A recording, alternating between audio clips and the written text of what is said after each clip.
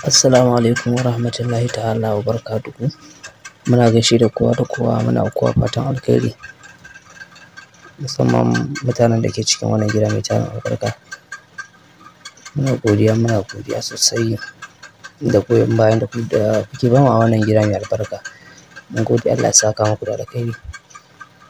To yau ma dai kamar kullum ga mu ɗauke da wani sirri na idan matarka ta yi yaji, ya za ka yi ka dawo da ita, ya za ka yi ta taho da kanta ba tare da ka je kana ta kumfar baki ko kuma ana ta ɓata ma lokaci a gidansu ba. Da Allah ɗan uwa ka jarraba wannan sirri ka ga abin mamaki. A jarraba wannan sirri a ga abin mamaki gaskiya, saboda mafi yawanci yanzu muna wani zamani ne wanda in kun samu matsala da kai da matarka sai ya zamanto cewa gashi fa kai ne da gaskiya, ita kuma ta ebi jiki ta tafi gida. To da zarar ta je gida, su kuma iyayen nata, wasu ba gaba ɗaya ce ba, wasu iyayen ba za su tsaya su bincike ba, kawai sai su ɗauki laifi a kama a ce kai ne baka da laifi kaza da sauransu. Saboda duk abin da ta karanta musu ɗauka za su yi amfani da shi, ba za su duba ya kai menene ya haɗa ku ba. Ko da sun tambayi hakan, ita za ta shirya ƙarya da gaskiya ne domin kar a ga laifinta.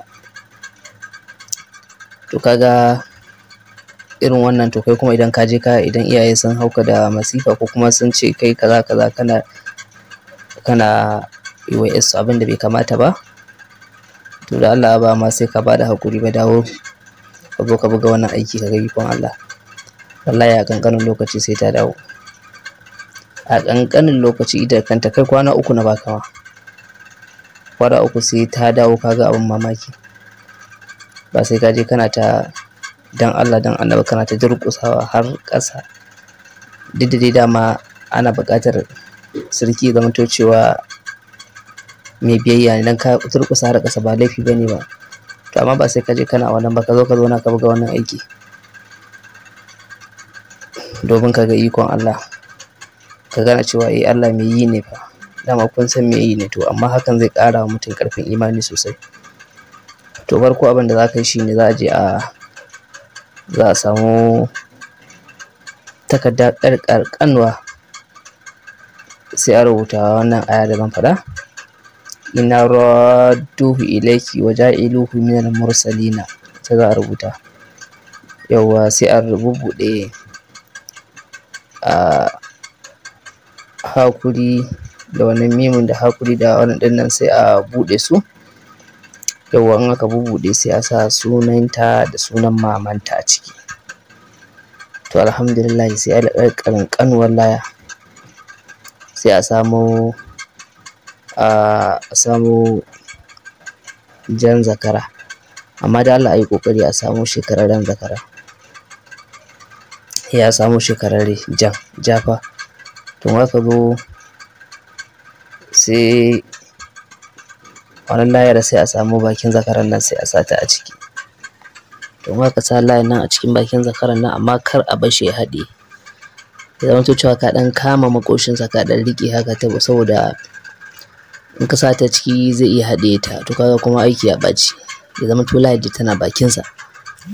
To sai ka yi niyya, sai ka bismillah, sai ka yanka wannan zakara. To in ka yanka shi, to alhamdulillah, yawa sai ka bari ya gama shure-shurensa ya mutu, to sai ka yanke kayansa. Yawa to mu gaskiya inda muke aikin makan ɗinke bakin ne, ɗinke bakin zakara. Kan za mu ɗan nannaɗe shi, sai a ɗan ɗinke bakinsa. Ita shan ma shi ma sai a ɗan ɗinke haka dai. To sai a samu wajen da ake abinci, murhu kenan, sai a ɗan tona, ya zamanto tsayin kamar babbar yatsarka. Yawwa to sai a tona, sai bayan tona kamar babbar yatsa sai a sa wannan kan zakaran a ciki, sai a kawo sai a rufe. Ya zamanto cewa duk lokacin da za a kamar wajen dama wajen ana hura wuta a wajen. To alhamdulillah, to nake faɗa ma, da zarar wannan waje ya fara ɗaukan wuta, to fa abu zai fara. Wallahi da zarar wajen nan yana gasuwa yana jin wuta, wallahi ita da kanta kai sai dai ma ka ji kiran waya in Allah ya yarda. Idan mai kunya ce kuma ita ce za ta kira ka a waya, in kuma to sai dai kawai ka ganta dai in ce a gida kawai. Gaskiya domin wannan yana da matuƙar amfani kuma na san zai muku amfani saboda akwai da yawa waɗanda na san suna da irin wannan matsalar.